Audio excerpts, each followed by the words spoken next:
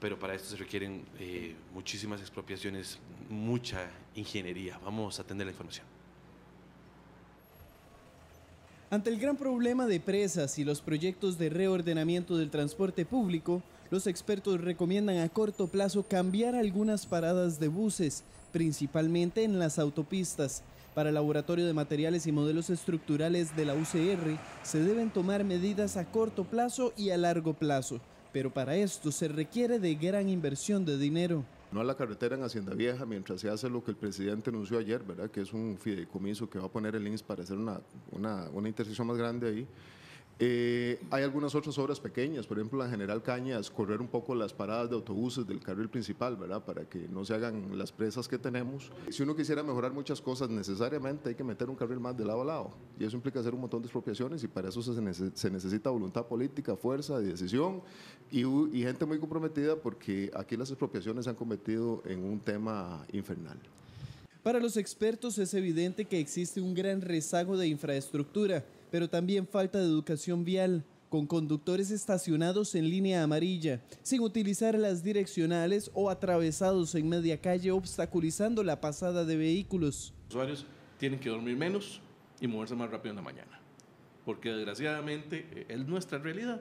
Y en tercer lugar, hay una situación muy particular que a mí personalmente me incomoda mucho, y es que el gobierno de la República toma decisiones, plantea soluciones sin participación de los usuarios.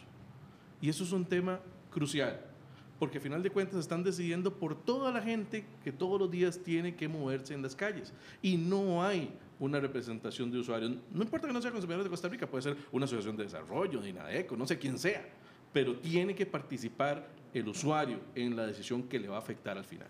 En Ingeniería de Tránsito del Ministerio de Obras Públicas y Transportes explican que la mejor opción será modernizar el transporte público y que las personas prefieran utilizar los autobuses y el tren, dejando el vehículo en la casa.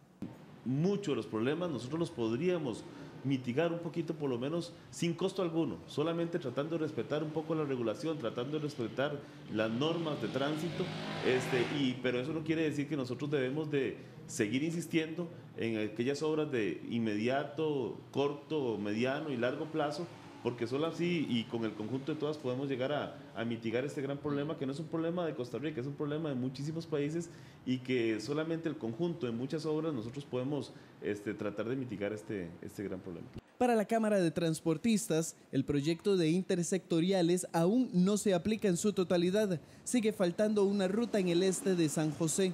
Además, estudios del Consejo de Seguridad Vial indican que al centro de la capital ingresa 1 millón de personas diariamente, en la cual el 70% viaja en transporte público y el 30% en su propio vehículo. Están con nosotros aquí en la mesa de Tener Revista don Federico Rivera, que siempre nos acompaña para hacer análisis. Muchísimas gracias por participar otra vez con nosotros, don Federico.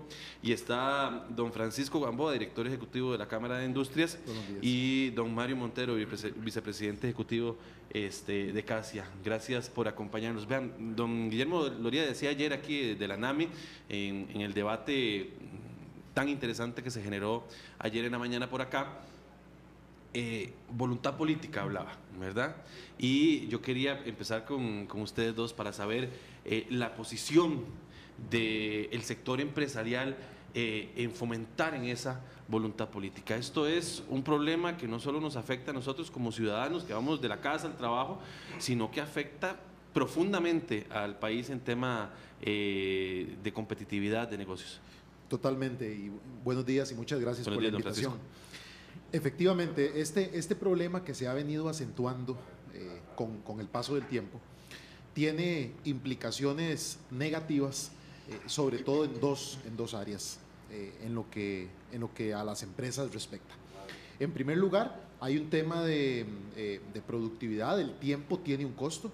Todo el tiempo que se dedica a estar en las calles, en tránsito, en presa, como llamamos, es tiempo que se deja de utilizar para hacer otras labores productivas. Y esto tiene un costo para las empresas.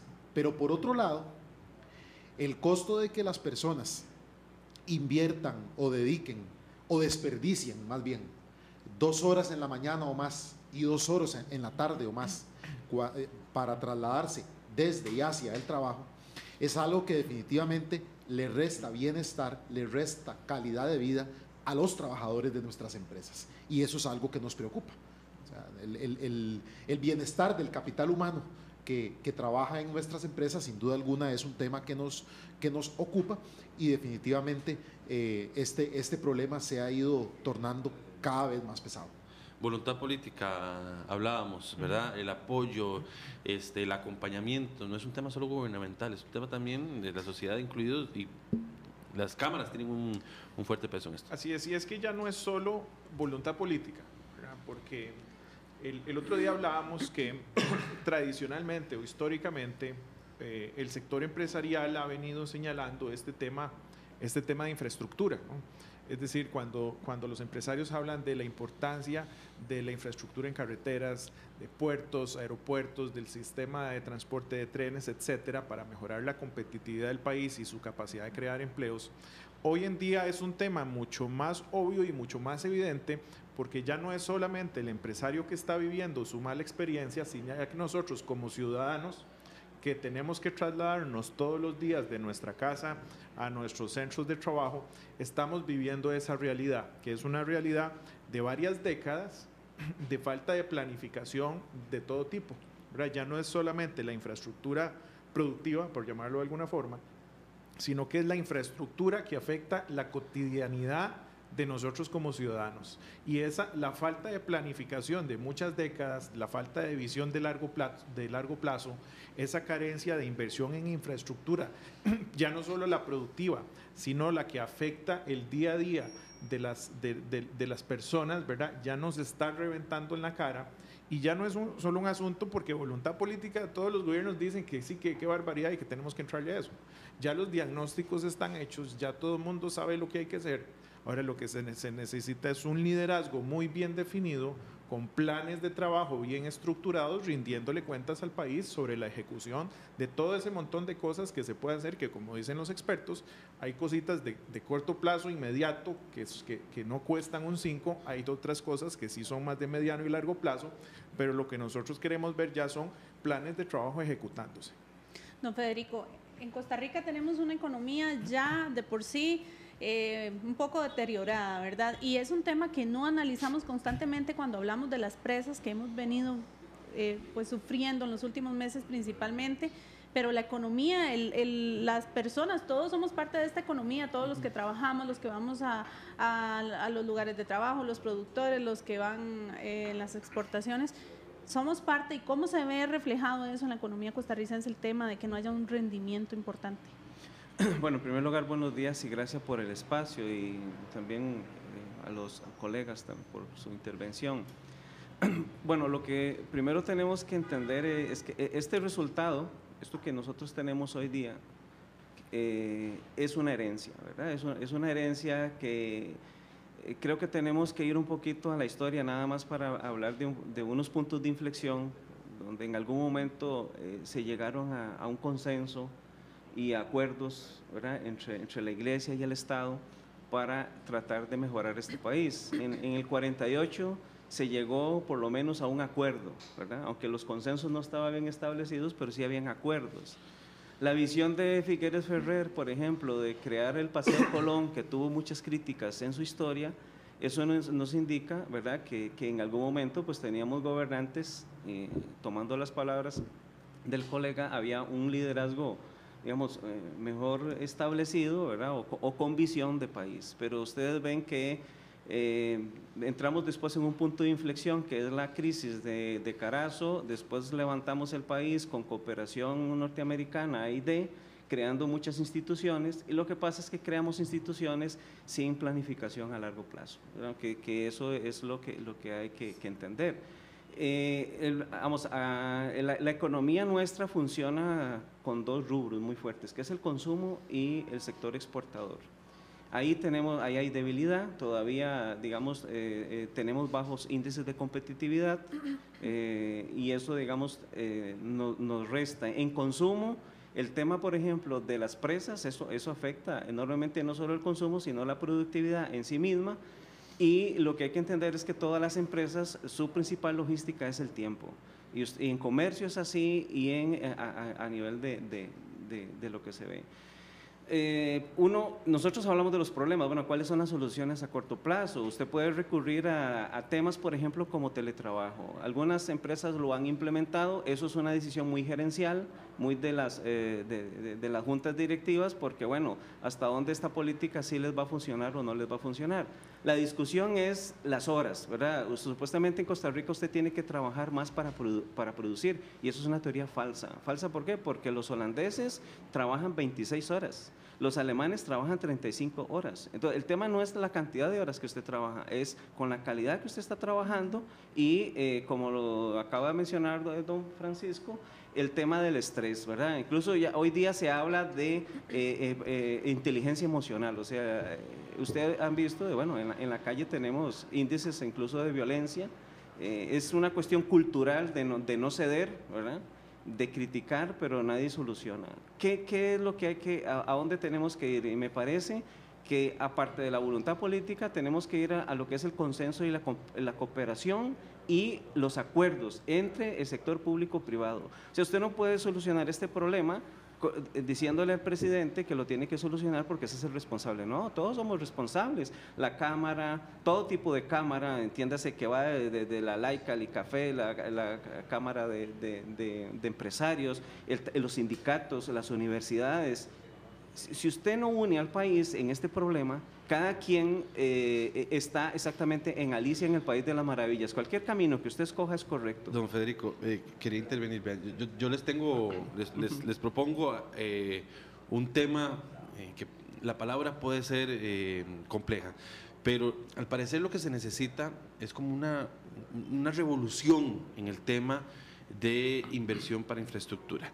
¿Por qué? Porque está muy bien terminar el plan de completar la circunvalación, ampliar Florencio del Castillo, trabajar como se viene pidiendo en reestructurar ruta número 1, ¿verdad?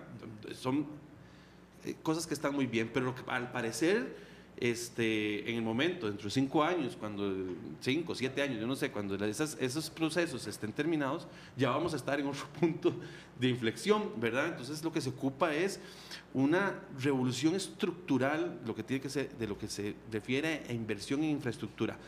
Pero en momentos donde nos dicen que no hay un quinto partido de la mitad para invertir, ¿cómo le explicamos a la ciudadanía esa voluntad política de la que hablábamos para poder generar ese cambio real? Sí, ahora que ustedes entran a hablar del terreno de las soluciones, muchas veces con una visión equivocada a nuestro criterio, se dice que la solución de este problema pasa porque todo el mundo use transporte público y deje el carro en su casa. Otras personas dicen que la solución es exclusivamente aumentar las vías, la cantidad de caminos, el tamaño de las vías, y entonces que esa es la solución. Son como dos extremos en donde definitivamente la solución no está en ninguno de los dos extremos, está en un complemento de medidas intermedias y un poco de cada cosa. Definitivamente, el tema del teletrabajo, el fomento del teletrabajo en el sector público y privado es bien importante. Claro, en el sector público, velando que no se deterioren los servicios, que el empresario no vaya a querer hacer un trámite, una gestión y le digan, no, el encargado de eso hoy no está porque está de teletrabajo. O sea, entendido el teletrabajo como si se estuviera en el puesto de trabajo, pero en otra ubicación. El tema de horarios escalonados puede ser una medida, aunque paliativa, en el corto plazo rendir algún rédito positivo. Por supuesto, la obra pública. En otros momentos el país ha tenido sanidad fiscal o a costa de déficit en infraestructura. Bueno, en este momento tenemos déficit fiscal y déficit en infraestructura. Acumulado. Y definitivamente todo lo que se invierta en infraestructura es eso, una inversión, aumenta la competitividad del país y la productividad de los y las trabajadoras. Y por supuesto, no dejo de mencionar otras medidas como el incentivo y fomento del carpooling y por supuesto, aumentar y mejorar, como lo hace el mundo desarrollado, el transporte público. ¿verdad? Que la gente le sea bastante atractivo utilizar el transporte público en vez de su vehículo privado. Entonces es como un combinado de medidas de distinto tipo. Don Mario. Usted hablaba, digamos, de esa revolución, y efectivamente, nosotros la hemos estado estudiando. Hace un par de semanas tuvimos un congreso de la industria alimentaria, en donde tuvimos un foro muy interesante. Invitamos actores de grupos, agrupaciones políticas, ¿verdad? Y les preguntábamos, bueno, pero ¿qué es lo que está pasando en Costa Rica? Donde todos sabemos lo que hay que hacer, donde todas estas ideas que menciona don Francisco, ¿verdad? Y el compañero están, digamos, los expertos, las cámaras, el sector industrial ha sido muy proactivo a la hora de poner las propuestas sobre la mesa. Ciertos personajes de partidos políticos tienen la película clara de lo que hay que hacer, pero aún así nos cuesta mucho. La ciudadanía le echa la culpa a los políticos que no trabajan, ¿verdad? Pero cuando los vemos actuando nos damos cuenta de que sí están tratando de hacer la tarea, pero a la hora de ejecutar acuerdos, los acuerdos que señala el compañero, ahí es donde el país está totalmente entrabado y pegado. Y esto se debe a un fenómeno sociopolítico que se viene acumulando durante muchas décadas, ¿verdad? Una asamblea legislativa que pasó de ser bipartidaria a un prisma ideológico muy amplio en Costa Rica, ¿verdad? Donde inclusive la izquierda, el centro y de la derecha acuerdan, o sea, están de acuerdo en que el tema de infraestructura, el tema de competitividad, el tema de empleo, ¿verdad? El tema de los excesos de trámites y requisitos, etcétera, son temas importantes, ¿verdad? Pero cuando llegamos al cómo es donde nos quedamos entramados. Y ahí yo quiero insistir en el tema de carencia de liderazgos. En el modelo anterior, ¿verdad? 2 partidos políticos, 2 líderes que se hablaban y tomaban acuerdos. Hoy en día la película es totalmente distinta, ¿verdad? Un prisma ideológico complejo, partidos políticos sin liderazgos definidos, el líder que quiere sacar sacar a la cabeza, se la corta a su propio partido de forma inmediata, ¿verdad? El poder ejecutivo con liderazgos indefinidos y sin planes programáticos de ejecución en el tema de competitividad. Entonces, la pregunta suya, ¿cómo rescatamos eso? Bueno, nosotros pues estamos lanzando el reto al sector político, por ejemplo. Los partidos políticos tienen mucho que hablar de esto, ¿verdad? Tienen mucho que proponer, ¿verdad? Este es un tema que en el corto plazo los líderes políticos tienen que estructurar esa forma del cómo actuar estos planes, que los expertos lo tienen clarísimo. Las cámaras han hecho muchísimas propuestas, ¿verdad? Pero cómo ejecutar eso es donde nadie tiene la receta mágica, ¿verdad? Pero quienes están liderando el país y por supuesto nosotros como ciudadanos tenemos que ver cómo armamos ese muñeco, porque este es un tema que no es sostenible. ¿Por qué? Porque nuestros vecinos más cercanos, llámese Nicaragua o El Salvador, por ejemplo, hoy en día están mostrando indicadores de competitividad superiores a los nuestros. Y eso en el mediano y largo plazo se convierte en incapacidad del sector productivo de generar puestos de empleo. Don Mario, ¿qué eco han tenido hacia los sectores políticos estas propuestas de las que usted habla, que ya las cámaras han venido realizando? No sé si con este tema ahora último de las presas también ustedes han tenido participación, acercamiento con el gobierno. Bueno, el tema de las presas es algo muy reciente, ¿verdad? Que incluso han sido los medios de comunicación los que han venido señalando, ¿verdad? Porque el tema de las presas afecta directamente casi que a la gran mayoría de ciudadanos en su cotidianidad. Entonces el tema simplemente ha sido mucho más visible.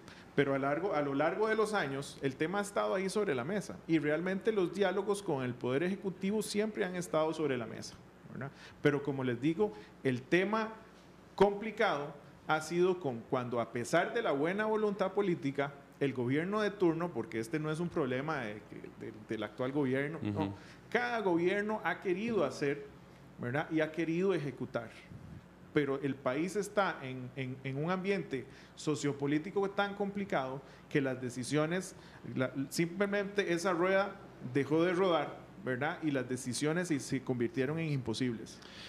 Don Federico, vea, recientemente se estuvo hablando como ejemplo del tema de desamparados y de las rutas de autobús, ¿verdad? Que de Desamparados a San José entran 34 rutas de autobús, ¿verdad? Y el plan propuesto por el MOB de transformar eso a 5 rutas que entren solamente 5 rutas de Desamparados a San José, que Desamparados, el centro de ese polo, donde viven tantísimas miles de personas, sea como un hub, ¿verdad? La gente llega de los ramales, centros Desamparados, y solo 5 rutas ingresan hacia la capital.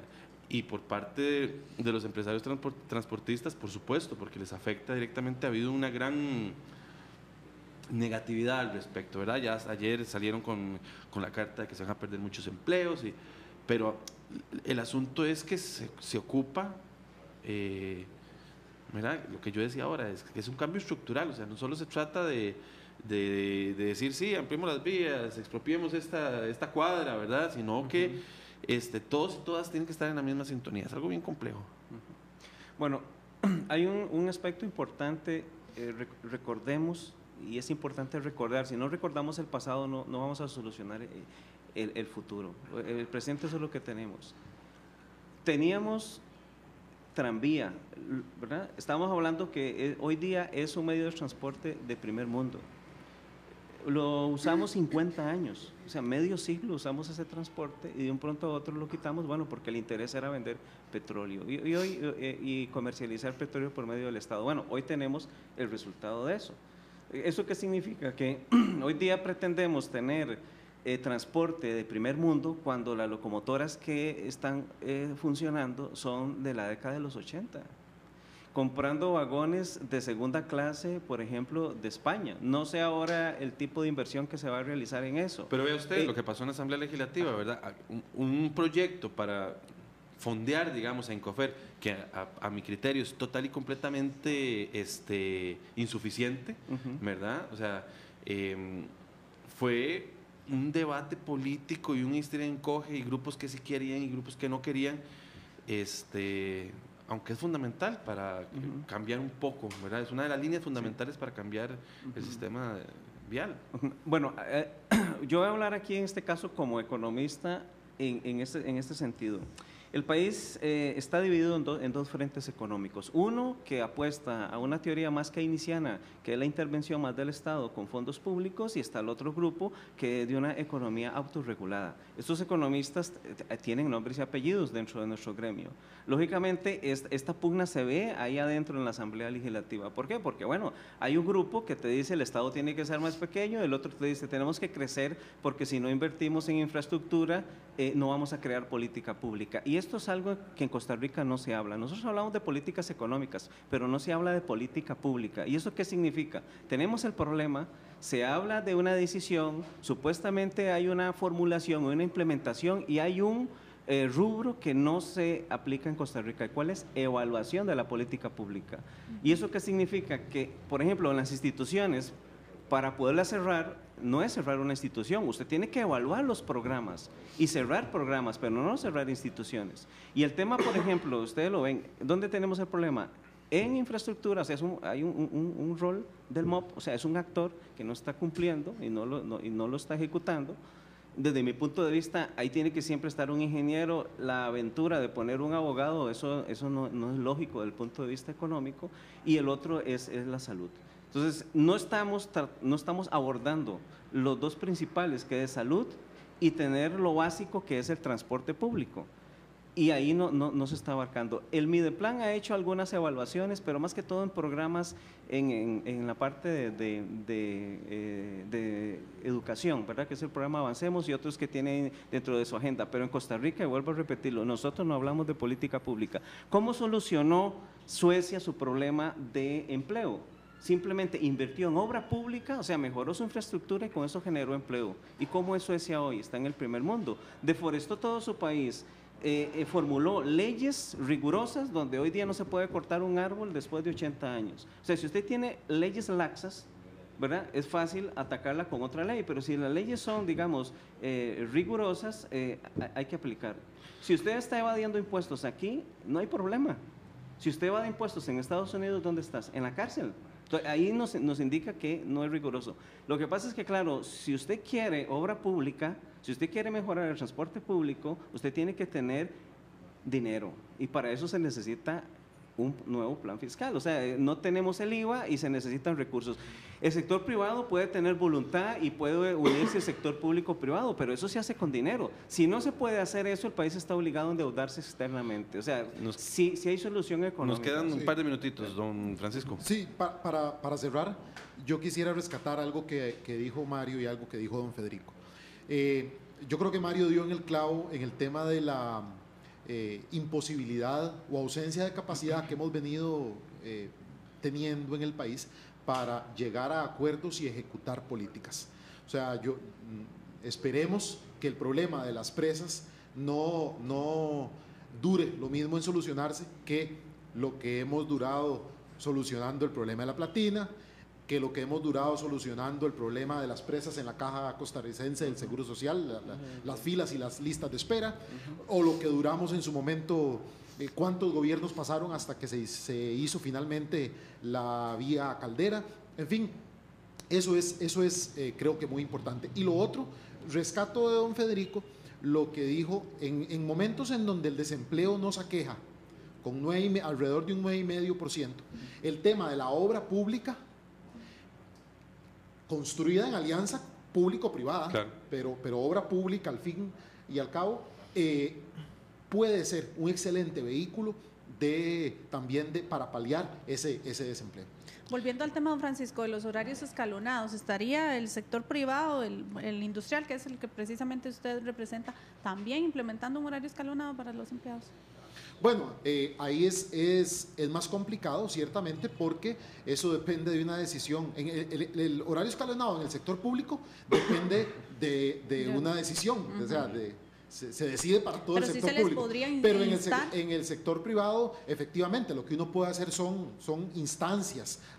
Como por ejemplo la instancia que hemos hecho desde hace varios años y que muchas empresas lo han acogido, la instancia o invitación a aplicar el teletrabajo. Y muchas empresas nos han contado, una vez aplicado, las ventajas y bondades que han derivado de aplicar el teletrabajo, ¿verdad? Pero definitivamente son medidas que pueden considerarse. Don Mario, para cerrar. Y estas medidas, digamos, esas facilidades que tengan, digamos, el sector empresarial, el mismo sector público, para tener esas flexibilidades de implementar programas, formas diferentes de hacer las cosas, porque cada vez el país se nos complica más y tenemos que ser innovadores en la forma de trabajar, está también asociado con otro tipo de conceptos que ya tenemos que sacarlos del departamento de temas satanizados, como es el tema de la flexibilidad laboral, por ejemplo, ¿verdad? Es la flexibilidad que necesita cualquier empleador, sea público o privado, para tratar de hacer las cosas de una forma más innovadora, mucho más flexible, en función del bienestar de todos los trabajadores, tanto públicos como privados, que es otro de los temas que está muy relacionado con el tema de competitividad y es cómo hacer las cosas de una forma mucho más productiva. Muchísimas gracias a don Federico, a don Francisco y a don Mario por acompañarnos esta mañana. Les pido que nos espere un momento, porque antes de ir a un corte vamos a presentar